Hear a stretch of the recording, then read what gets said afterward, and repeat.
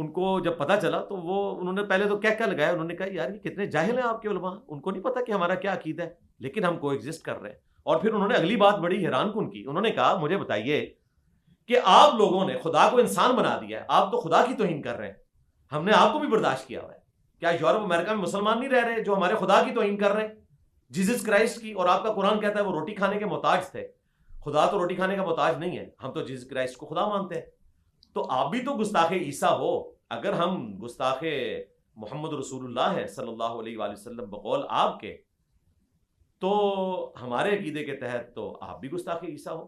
کو ایگزسٹ کرنا ہے, ظاہر ہے یہودیوں کے ساتھ کو ایگزسٹ کر رہے ہیں نا, کیا وہ جیزس کرائسٹ کو نعوذ باللہ وہ گالیاں نہیں دیتے, کچھ تو قرآن پہ بھی نقل ہوئی ہیں. اگلی بات مفتی صاحب نے یہ کہی کہ this isn't happen for the first time, engineer صاحب نے کو پہلی بار تو کیا نہیں ہے, یہ ان کی تو عادت ہے, ان کی تو عادت ہے, وہ کرتے رہتے ہیں. جواب یہ ہے کہ جس مفتی کا آپ نے ذکر کیا ہے اس پہ خود 295A لگی ہوئی ہے, اس کا ٹرائل ہو رہا ہے کئی سالوں سے جی, جس میں اس نے ایک صحابی کا نام لے کر یہ نہیں کہا کہ کرسچنز کہتے ہیں کہ اس صحابی پہ لعنت ہو, اس نے خود لعنت بھیجی ہوئی ہے. اس کے بعد میں نے رجوع کر لیا, پھر میں نے ویڈیو بھی بنا دی. آپ مجھے بتائیے 12 بجے یہ بات ہوئی, 2 بجے میں نے ویڈیو بنا دی. جی میں بولتا ہوں, مجھے بتائیے کیا پاکستان میں جو توہین مذہب کے قوانین ہیں 295A B C, ان پہ رجوع کرنے سے اس کی سزا ٹل جاتی ہے؟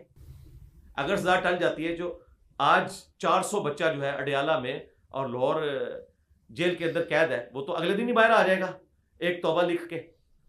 توبہ پاکستان کے قانون میں ہے ہی نہیں ہے, اور یہ ہمارا سب سے بڑا شکوہ ہے ریاست سے کہ آپ توبہ کی شک اس میں ڈالیں. ان تینوں قوانین میں توبہ ہے ہی نہیں ہے.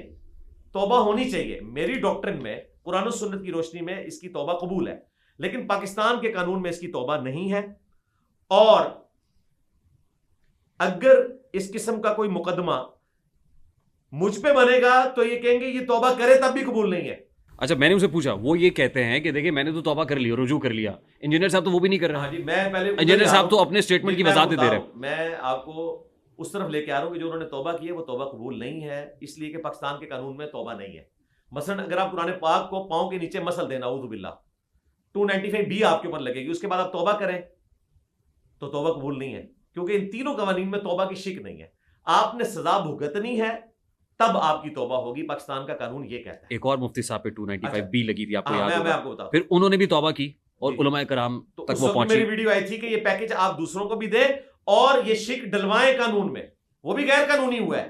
وہ جو توبہ ہے ان کی پاکستان کے قانون کے تحت غیر قانونی توبہ ہے, اسلام کی روح سے درست ہے, لیکن اسلام کو تو یہ مانتے کوئی نہیں ہے نا. مطلب ریاست ہماری جو ہے وہ تو اپنے قانون کو دیکھے گی نا, قانون کے مطابق چلے گی نا. اسلامی قوانین تو ابھی اس میں کرنے